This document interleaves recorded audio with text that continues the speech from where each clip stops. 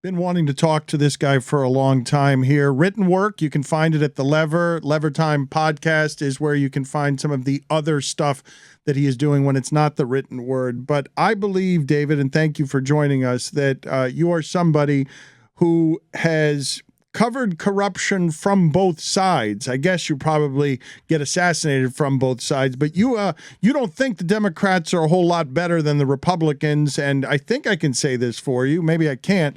That the Democrats are basically paid to lose, that corruption is so ever present in every fiber of America's system that now our systems are failing.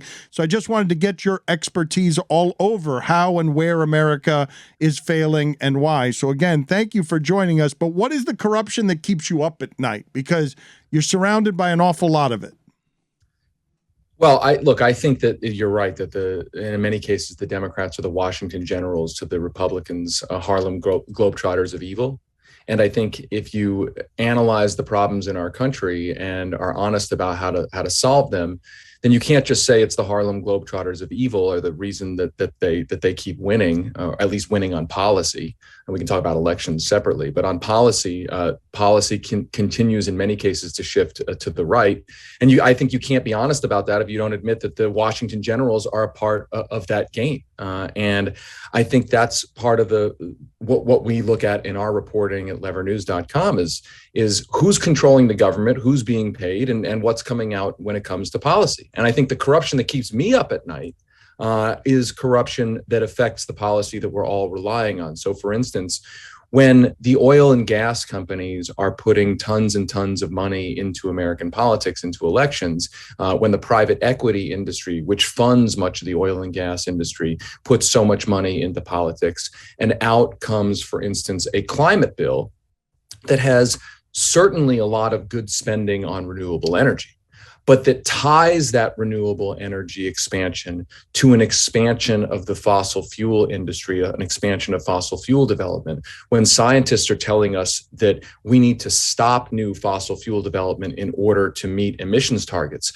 When that kind of corruption delivers a climate bill like that, that's the kind of thing that I am most worried about, because what we should be doing, I think it's worth reiterating, even though it should go without saying, is when scientists warn us that we need to do things for essentially human survival, and the government is producing policies that do, in many cases, the opposite of that in order to make the politicians' donors more money, that should be concerning to us all. I don't care if you're a Republican, a Democrat, an independent. That's just deeply concerning for anybody who wants to have the species survive on the planet. How did we get here? Well, I mean, look, the story of the Democratic Party's move away from the New Deal is a huge story. It's a story that's been told, but frankly, I think it's lost to the memory hole. And I'll tell you the broad strokes are this. I mean, there used to be a Democratic Party in the era of Franklin Roosevelt. And by the way, he was breaking when he first came into office in the early 30s. He broke from a previous Democratic Party tradition. But the FDR era was an era in which FDR diagnosed the problems of the country with a basic fundamental belief that if you don't deliver for the working class, if you don't deliver for millions and millions of people, you will embolden right-wing fascists to make their argument that their program is better. I mean, he literally gave speeches about the idea that we have to directly deliver for the working people of this country, or we will lose our democracy. We will not only make lots of people miserable, lots of workers and families and people in communities all over the country miserable, but we will actually lose our democracy. And so he put together the New Deal, and I'm speaking with very broad strokes here. And that was the most politically successful moment of the Democratic Party, not just moment, an era. And coming into the early 1980s, when Ronald Reagan won and the conservatives ultimately chipped away at the Democratic coalition. And you could argue that there was a backlash that they fomented a really disgusting racist backlash to the civil rights movement. that they started winning on some really ugly themes. And at that pivotal moment, instead of the Democratic Party doubling down on its support on the New Deal and its focus on helping workers with things like Social Security, Medicare, Medicaid, all of the New Deal alphabet programs that help workers, instead of doing that, the Democrats said, hey, maybe we should throw in more with big business, that we can raise more money from big business, and that will help us compete with Republicans. And guess who was excited for that? Big business was extremely excited about that, because now they could get their tentacles into both political parties. And I don't want to pretend like, prior to the 1980s that the Democrats, were completely hostile to big business or were a pure workers' party. But that's the basic trajectory of it. The Democratic Leadership Council, the DLC, led this, spearheaded this idea. And now you have ultimately a party whose political formula is, we're going to go out and tell voters that we're going to deliver for them. But we're also going to tell our donors we won't do anything that offends them, even though those donors are directly responsible for the problems that the workers who are being told the problems are going to be fixed, that the donors are responsible for those problems. So that's why in so many cases, the Democrats fighting the right-wing Republican fascists sound incoherent, because it's hard to sound genuine when you're telling voters, we're going to deliver for you, but you're also telling your donors, we're not going to offend you. And so that's why we are here on something like climate. Look at the climate bill again. I think this bill is probably better than nothing. Probably, I'm not sure. The emissions projections are pretty soft. They're pretty speculative.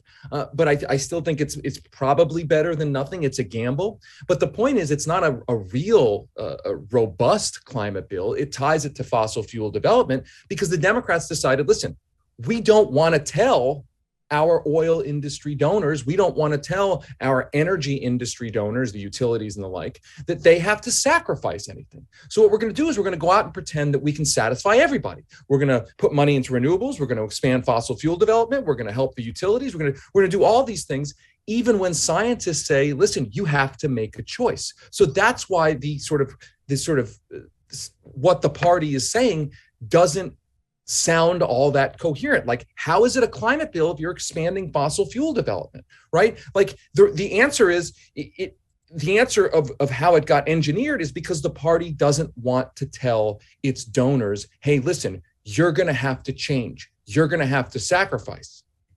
If I asked you in a word, American systems appear to be failing because blank, is it money? Is it just everyone's bought? I think it's corruption. And I think that term, I think, encompasses greed. I mean, we have a deep culture of greed, systemic greed, that pervades our political culture now. Corruption, meaning legislators just being paid off to do what their donors want. I mean, we have a system where it's completely normal, Dan, for somebody to work on the Hill for 15, 20 years and then go become a lobbyist for a private equity giant or an oil company and use their connections that they made in the government to deliver policy for who's in the private sector, whether it's a Wall Street firm or an oil company or anyone else, who's paying them. And that's considered, here's the thing, that's now considered completely normal, like not even immoral, sort of offensive. That's just like regular workaday Washington, D.C. So I put that underneath the idea of corruption, that corruption is now so baked into the assumptions of what the system is, that we have trouble putting forward rational policies, and it's normalized. That's the thing that bothers me the most, that I think it's now normalized among many rank and file voters in this way, that we now have the rise of cable TV news, which has taught voters to essentially see politics like a pundit, right? You have cable TV news saying, well, this bill is not realistic, that bill's realistic, and we have to accept these compromises, we have to accept anti-science policies because that's politically realistic. Now let's listen. If politicians want to make excuses for the deals that they have to cut, that's their business. But a democracy stops functioning as well as it could when the voters themselves accept that the system is corrupt, except that the system has to be compromised. But we have a situation where lots of voters say, well, listen, yeah, the climate bill maybe includes all this stuff that's bad for the climate. This provision on taxes is a giveaway to Wall Street billionaires. But hey, listen, that's okay, because that's what has to happen for it to be politically realistic to get things done. And I sit back and say, well, listen, if a politician wants to make that argument that they have to cut deals to get things through, let's say, a US Senate, that's on them. They can make that argument. But when that becomes the attitude of voters, when voters are not led to hold their politicians accountable, to see politicians as working for the voters, not the voters working for the politicians, then we have a level of sort of systemic normalization of corruption that creates all sorts of problems. How did it get fast forwarded, though, as you make the argument that corruption is more corrupt now? Well, look, let's be clear. I think, 100 years ago in the Gilded Age, and I think we are living in kind of a new Gilded Age, there was cash stuffed envelopes to buy Senate seats and the like. I think now we have a couple of different maneuvers that big money has to use in order to accomplish the same goals. But I think that the normalization of politics is a corrupt business at a cultural level as part of it. And then I think, obviously, I should have mentioned this before, there's an entire legal architecture of corruption. I mean, I should have mentioned this at the top. John Roberts's court, we talk a lot about these very high profile rulings that are terrible, the repeal of Roe and the like, terrible rulings. But John Roberts's equally destructive legacy is to create an entire legal architecture that legalized corruption. Citizens United was on the court when that happened, which essentially said that big money interests can spend unlimited sums of money effectively to buy elections, and that is not corruption. You had a separate series of rulings that have made it easier and easier to buy politicians and to buy elections. I mean, there was one ruling about the governor of Virginia in which he was setting up meetings and doing kind of explicit political favors for a donor. Prosecutors came in, prosecuted him on corruption, and the Supreme Court, John Roberts' court, swooped in to say, hey, that's basically not corruption. And then you had this most recent ruling, and these are low profile rulings, but they are so important. You had this recent ruling with the Ted Cruz case. It was a couple months ago, where it basically said a candidate can lend their campaign money and then be paid back with interest directly into their pocket now, not just into their campaign, into their bank account. They can be paid back after the election is over with interest by their donors, and their donors, of course, seeking legislative favors. So I guess my point is that on top of a kind of normalization of corruption, people thinking, listen, it's okay. This is how government works. It's okay. It's just politically realistic for the system to be corrupt. We now have a legal architecture that said corruption is now legalized. And I do think that sets us apart from other countries. That other countries, it's not that other countries are necessarily, I'm not idealizing other industrialized countries, but we're the country that said, listen, corruption is a problem. Actually, let me reverse. Other countries said corruption is a problem. We said, yeah, there's corruption. You know what we're going to do? We're going to make it legal. We're going to literally create laws that say the corruption is legal. So when you look at the indices of countries on the corruption index, we're not at the very top of like most corrupt countries. But part of the reason we're not at the top is because that is tracking what is extra legal corruption, like literally illegal under the country's laws. What we did was we said a lot of the corruption is now perfectly legal. That corruption isn't corruption, it's just politics. Can you help me understand why the IRS is falling apart or has fallen apart, is broken? Sure. Listen, there was years and years of underfunding of the IRS to the point where the audit rates of the super rich declined precipitously, and the automatic, easy to do, although draconian audits of poor people essentially stayed on the books or even increased, right? That it's harder to audit the super rich because they have teams of lawyers, and it's easier to audit people getting the earned income tax credit, people on the lower end of the income spectrum.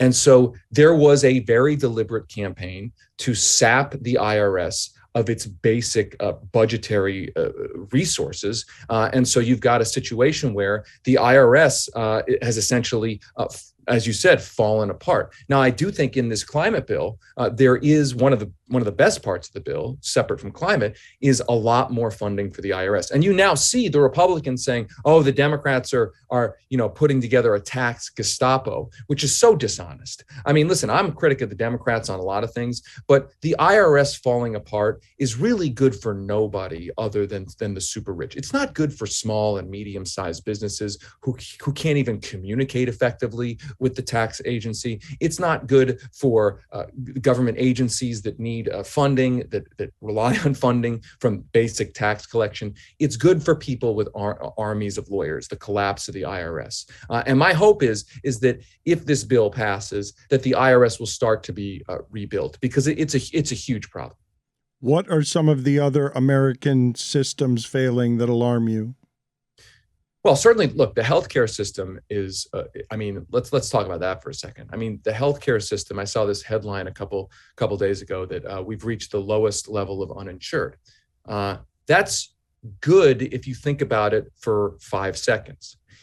Then you think about the fact that the health insurance companies are making record profits and once again jacking up their premiums, that the pharmaceutical industry is continuing to jack up its prices. It managed to get lots of the strong provisions in the climate bill stripped out. It used its army of lobbyists. So we have a situation, and this is the part that just kills me. We have a situation where we are the only industrialized country in the world that does not guarantee healthcare as a basic human right, does not have a fully universal government-sponsored system. And we were told 10 years ago that we didn't have to choose. Remember this, the Affordable Care Act debate. If you remember what that debate was about, there was a push to say, hey, listen, we need to expand Medicare to cover everybody, or we at least need a public option, a public insurance option to compete with the private insurers. All of that was shoved out of the bill. And what the Affordable Care Act ended up being was a massive government subsidy to the private health insurance industry, a mandate that people had to get coverage, and then a subsidy to help them get coverage. Who does that serve? Well, that serves the private health insurance companies that buy Washington, D.C. Now, I would agree that people in the short and medium term who didn't have insurance, they were more able to get insurance, and that is a good side benefit of the bill. But ultimately, what we decided to do was use a ton of money to prop up a wildly inefficient and immoral middleman between people and medical providers, the health insurance companies and the drug companies. That's what we decided to do. And now we are here where we celebrate more coverage, but coverage, as anyone who's ever tried to get medical care knows, insurance coverage doesn't necessarily mean medical care. It doesn't necessarily mean health care.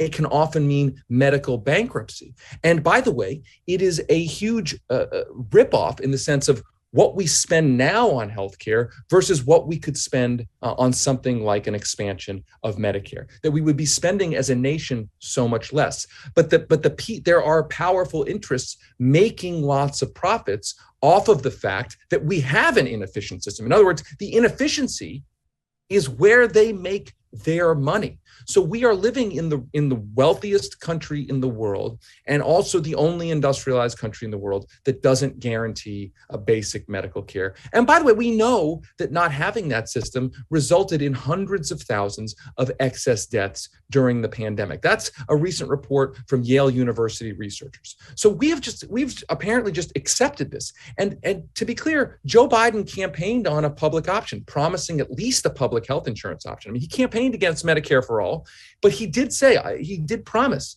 a public health insurance option. He hasn't even mentioned that during his presidency, instead focusing on simply adding more Affordable Care Act subsidies. In other words, shoveling even more money to the health insurance companies rather than deciding that we have to actually fix the problem. Is there a bronze medalist among failing American systems? Oh boy. We've gone through healthcare, we've gone through the energy system. I certainly think, when it comes to the basic social safety net, we did a report at levernews.com. There was this graph, it was incredible, that we found, and we took the data from Census Bureau data, which is the best thing that Joe Biden did, in my view, was the American Rescue Plan. When he came into office, we were in a crisis, an economic crisis, a pandemic crisis. And for the first time I can really ever remember in my lifetime, instead of bailing out the people at the top, the government essentially wrote a huge check to the rest of us, right? It wrote a big check to working people, non-rich, non-elite people. And here's what the chart showed. That when that check was cut, and granted, it's a bunch of different programs, most importantly, the child tax credit. When that check was cut, the number of people saying that they were economically struggling to get by precipitously dropped. It was a huge success. Child poverty dropped. Then, because they didn't make any of them permanent, when the programs eventually terminated in about a year, guess what? The number of families in the Census Bureau saying that they are economically struggling to survive skyrocketed. Now, you can argue that some of that is inflation, and we can talk about where inflation comes from and the like. But the point is that we ripped the rug out from millions and millions of people, even though we had the data showing that the programs were successful. And so then you have to ask, well, why did we rip the rug out from people? And I think part of the answer is that there's this idea that people who are relying somewhat on a safety net are lazy or greedy or undeserving. I mean, that is so baked into our culture. There also wasn't an organized political constituency to protect those benefits, right? When you watch legislation and you hear about lobbyists running around the Capitol, right?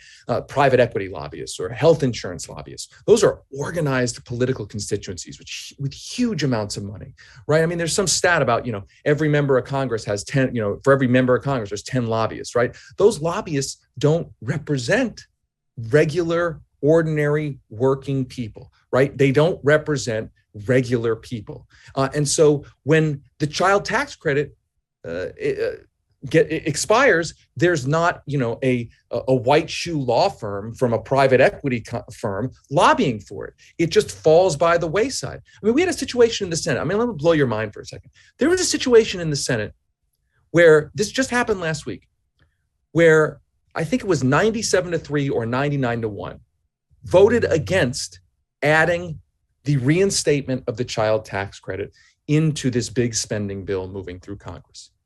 Then a few hours later, the same Senate voted to shield private equity billionaires from a new corporate minimum tax. Right? I mean, this happened in real time, that people are struggling. A wildly popular child tax credit could have been added back into that bill. It was rejected by the Senate, which then hours later went on to protect its private equity donors that have given, I want to blow your mind here, a private equity industry that has dumped $250 million of campaign contributions into the federal political system in just the last two elections.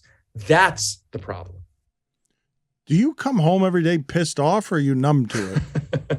No, I come home every day pissed off and depressed. I mean, I definitely do. I mean, my kids and my wife is a state legislator in Colorado, and I'm constantly like complaining to her, and some days she's like, I can't listen to it. So yes, I get ticked off about it. I feel sad about it a lot, but I also feel mad. And maybe it's like, there's a little bit of like dark side of the force stuff going on, right? Where it's like, anger leads to hate leads to whatever. But like what powers me in my work is that I get sad, I get depressed, and then I get mad. And then I realize, listen, it's not acceptable for us to become sad and depressed. I mean, those feelings are legit, but I have children, right? I have people in my community I care about. I care about, I care about humans, if you will, not to be cheesy about it. And so there's no option to give up. Giving up is just not a choice we can make when it comes to any of the crises we're talking about. So what gets me through the day is like, listen, I'm just trying to do what I can to spotlight what's actually going on. Because here's the thing, I do think it's easier to just not pay attention. McKay and I made that movie, Don't Look Up. I do think it's just easier to just not look up, right? It's reassuring and comforting, and I just can't look at it, right? But if we don't look up, it's not like the problems are going to get better, right? I mean, that's the thing, especially in a so-called democracy. And we can discuss whether we actually live in a democracy. I think all the legalized corruption actually has severely limited what a democracy is. But with whatever shred of democracy we have left, it is incumbent on all of us to not just look away. It is incumbent on all of us to do everything we can possibly do to make things better. Because here's the thing, we may not succeed in getting the greatest climate policy. We may not succeed in getting the best healthcare policy. We may not succeed in getting the best social safety net policy. But if we succeed a little bit, or even part of the way, we're talking about potentially saving millions and millions and millions of lives, and making millions and millions and millions of lives a little bit or even significantly better. So that's what keeps me going. And where do helpless and hopeless fit in there? Well, I mean, how do you mean? Just that you're fighting every day and more corruption springs up. You get the Cuomo story that there's a cover up on death, and the market gets saturated with so much shame from so many angles that both Cuomos can virtually withstand everything, because no matter what your journalistic fight is, you're losing. Well, no, I mean, I think that's true and not true. Meaning, yes, if you take the short-term view that every story, like, you know, when we busted open the story of Andrew Cuomo doing a deal with his healthcare industry donors, and then shielding those donors from the legal consequences of all those horrible deaths in New York during the early days of the pandemic. When we exposed that story, yes, there were days where I was like, man, we nailed that story. We totally nailed it. We just busted it open. And then there are days you're like, what? Nothing happened from it. I don't get it. Nothing happened. But that's the short view. What I tell myself, at least in the long view, is this all is part of a larger drumbeat. And my sort of personal mission, like my personal goal, is to make more of the people who are listening to this show, more of the people who are out there who think, you know, politics is not for me to get engaged in, and I can't stand following it, and I'm not interested in it. If we get even a segment of those people to say, you know what, I am going to be engaged. I am going to hold my elected officials accountable. I'm going to actually do the things to get them thrown out of office. I'm going to do the things to make them feel pressure. I'm going to do the things to actually hold them accountable. If we can get even some of those folks motivated, that can change the game. And you know how I know that? It's because that's exactly what the American right did, right? Here's the thing. You know, go back in the time machine, get in the DeLorean, fire up the flux capacitor, go back to the 50s, go back to the 60s, when the conservatives were kind of in a lot of ways out of power. And they had a simple idea, an organizing idea, that if we get even a small number of people, relatively small number of people, motivated around holding elected officials accountable on our agenda, we can ultimately move the entire agenda. And so it's my goal, like when I hear people who, when we go back to the Democratic Party for a second, when I hear people who were kind of lobotomized by MSNBC, lobotomized to think, hey, whatever the Democrats do must be good, and anybody asking questions about what they're doing must be bad. When I see that, and I think, listen, if we can motivate a group of those people, what I call kind of normie Democrats, to say, you know what, I'm sick of the Democrats saying they can't do anything with the power they have, and we're going to actually hold them accountable. If we can do that, I think we can actually get some changes. Like and I think, by the way, I think the Roe v. Wade overturning may have prompted some of this, that people started finally asking, hey, wait a minute. Barack Obama told me when he had near 59 or 60 Senate votes that his first priority was to codify Roe v. Wade. And then he got into office, and at one of his first press conferences, he said it's not his priority. Why did that happen? That's unacceptable that happened, right? I think people suddenly woke up to that a couple months ago when the Supreme Court actually overturned Roe. And I think a lot of people said, hey, listen, I want my state legislators, I want my Congress people to take this seriously. Like, I think those are moments of like aha moments. And if we can create more of those through media, through journalism, through investigative reporting, through organizing, I think that is ultimately what's going to save us. You believe campaign promises? You've been in this long enough to not believe campaign promises. Why did that happen with Obama? Because I think he just decided that he in 2007, he was campaigning for president. So he was making promises all over the place. And in 2009, he just decided, you know what, no liberal's going to be mad at me if I don't do this. And no one's going to hold me accountable. I guess that's my point, is that especially when it comes to the Democrats, they don't feel like they need to honor their campaign promises. I mean, I've said this before, I'll say it again. The difference between Democratic Party voters and Republican voters, one core difference is this, that Republican voters have been conditioned to demand things from their politicians and hold them accountable electorally in Republican primaries if they don't deliver on those promises. Democratic voters have been conditioned to never hold their elected officials accountable, to see it as apostasy to try to hold them accountable in Democratic electoral primaries. And that, I mean, that's rudimentary. That's it's kind of a little bit too broad, but I do think that core difference in the dynamic is a lot of what explains why we're here. I mean, let's take one last example here. You remember how the Democrats keep saying that they can't do things in the Senate because of a parliamentarian? You've heard this, like the parliamentarian, right? Right? Like, and I feel like a lot of people who heard that were like, well, what the hell is a parliamentarian? I don't even know what that is, right? It sounds like some like royal position. The parliamentarian is an aide to the U.S. Senate that the Democrats can fire or can ignore. It is an advisory position. And the Democrats have gone out repeatedly and said, hey, listen, we can't pass the minimum wage that we promised because of the parliamentarian. The parliamentarian won't rule it as okay under Senate rules. We can't do insulin pricing, cap insulin pricing, because listen, sorry, the parliamentarian said we can't do it. We can't fulfill our promises on immigration reform because the parliamentarian said it's out of order. And what I said before, I will say again. You've never heard the Republicans use that argument because the rank and file Republican voter and the groups that support the Republicans would say that is a laughingstock joke. That we're not believing that at all. Like, that is not an excuse.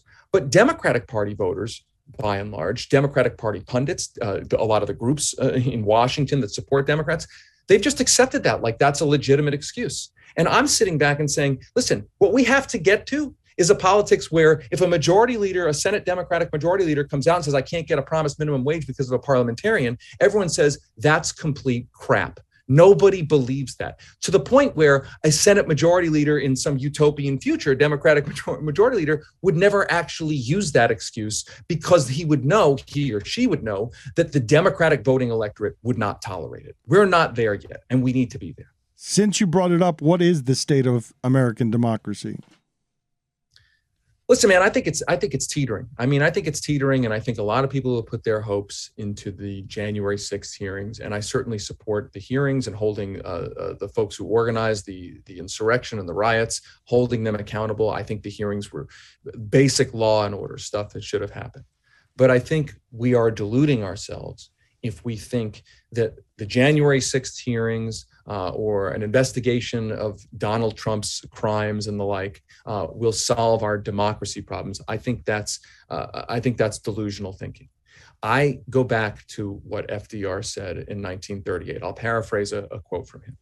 So he's looking out at a world in which other industrialized countries have gone fascist.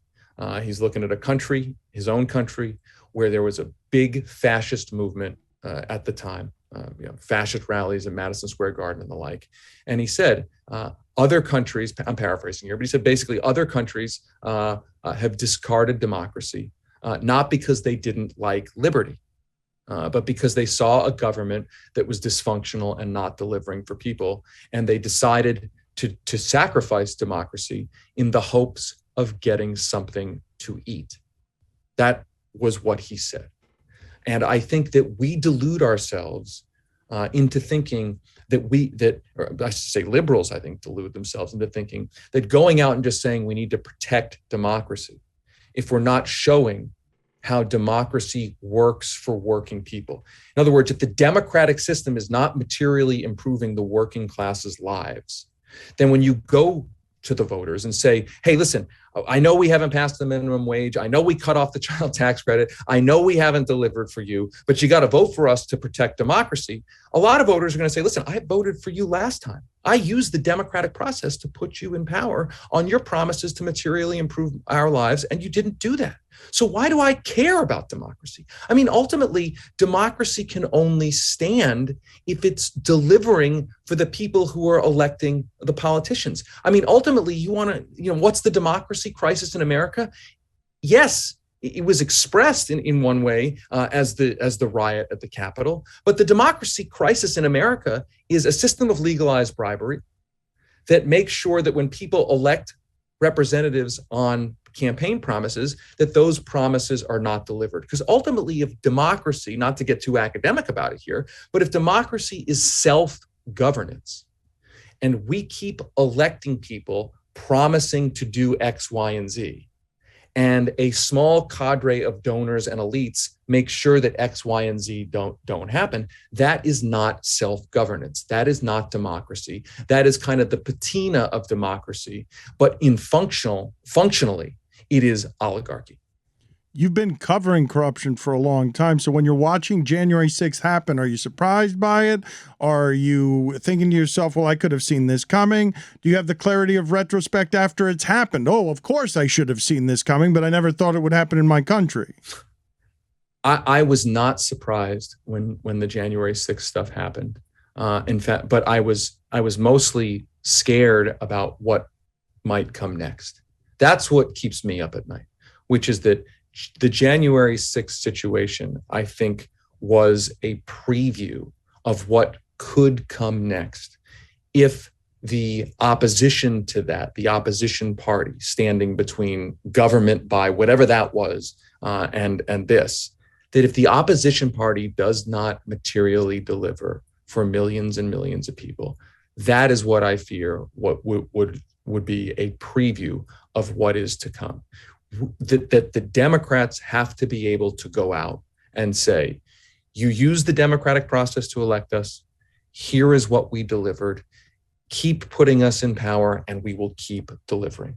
FDR, look, he wasn't perfect. I mean, there were a lot of things to criticize FDR about, but he fundamentally understood that. He was looking at other allies like Weimar Germany, or previous allies, or Weimar Germany, looking at Europe, France, and the like, Italy, and saw at the time advanced countries fall to fascism. And he understood the best way to try to stop that is to show a democratic, small d democratic government that actually works, to de-radicalize the working class by actually delivering for them. And what keeps me up at night is basically the fear that the people in power right now don't understand that at all, don't appreciate that at all. I mean, you got Joe Biden sitting there in the White House. He could cancel student debt for 50 million people. And here's the thing, 50 million people means it touches like 80 million people because like everybody knows somebody, right? You got a family member and the like, right? He could sign a piece of paper and materially improve the lives of like 50 million people, another 20, 30 million people, probably secondarily. And he hasn't done it. And we're 3 months from an election. And I'm only using that as one example.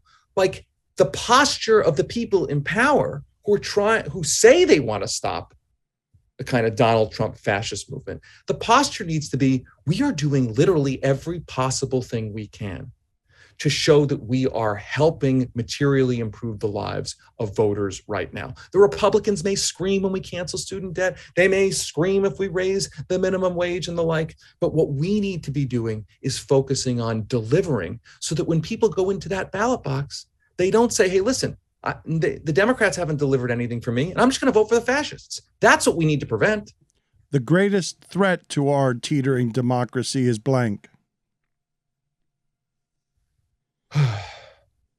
I mean, we talked about corruption. I think, I guess you'd call it, right-wing authoritarianism in this sense. Right-wing authoritarianism that can seize on a vacuum of political leadership. Right-wing authoritarianism that can make an opportunity out of inaction. We did this podcast series last year. Alex Gibney, the director, and I. It was called Meltdown, and it told a story that really hasn't been very well told, which is there's a lot of stories told about what happened to create the financial crisis. Adam McKay, for instance, had his whole movie, The Big Short.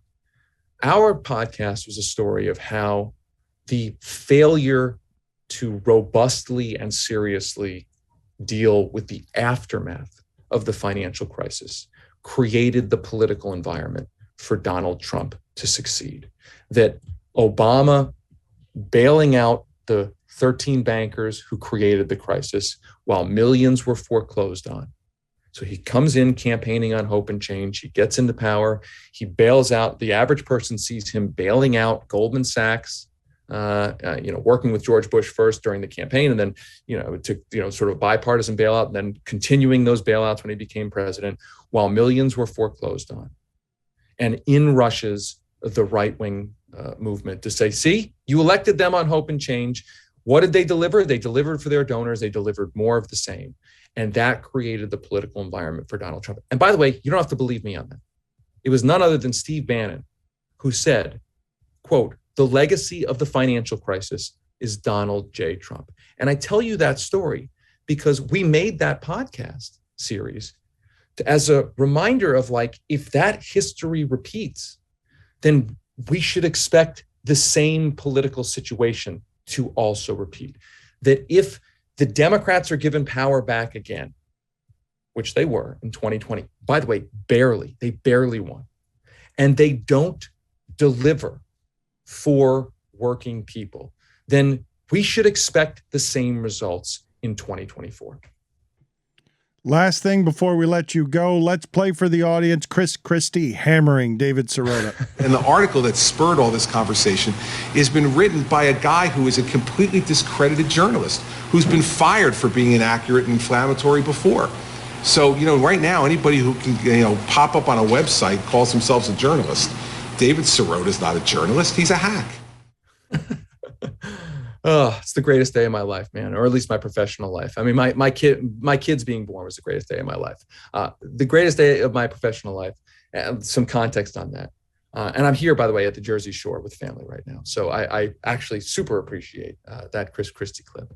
My mom called me when that happened. It was back in 2014. And that was when Chris Christie was really popular. And she was like, "Oh my God, Chris Christie attacked you." Like, well, are you worried? Are you scared? I was like, "Mom, this is the greatest professional day of my life. It's amazing." And the story is that what we were doing was we uncovered a series of stories in which politically connected Wall Street firms were getting huge pension investments that Christie's administration controlled, investments of police officers, teachers, firefighters, retirement funds were being given to these huge politically connected finance firms, and that Christie's very good friend, longtime life friend, was put in charge of the investment board, and he ran a financial company himself, and his company was getting involved with one of the investment firms that was benefiting. So basically, a very sort of a story of pension corruption. And Chris Christie ultimately got sick of it and started attacking me personally. He couldn't answer we were uncovering documents. It wasn't just me alleging it, right? We had like documents. We did open records requests. I mean, it was real, just honest to goodness reporting, and he couldn't stand it.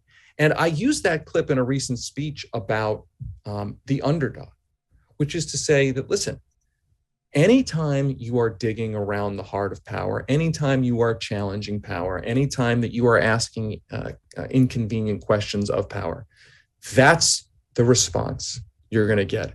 And when you get that response, you shouldn't see it as much as an insult as you should see it as a badge of honor. Now, that's my internal positive monologue talking to me, like sort of Stuart Smalley monologue, right? Like, you're good enough, you're strong enough, and doggone it, people like you. But I'll admit that, also when that happened, I did get a little nervous, right? Chris Christie was a very popular, powerful governor when he did that. And it was a little scary. I felt a little bit out on a limb.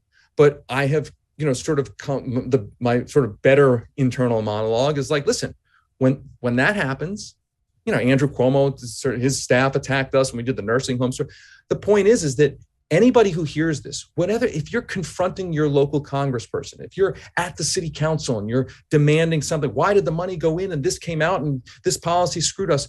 The people you're asking those questions of, they're not going to like you. They're going to be unhappy. They're going to make you try to make you feel small. But again, when they do, that's a sign that you are winning. That is not a sign that you are losing. David, appreciate the time. I want to say pleasure, but it was pretty gloomy. No, sorry, man. No, but I appreciate that you're out there fighting the good fight, and we'll have you on again. Thank you, sir. Thanks so much, man. I really appreciate it.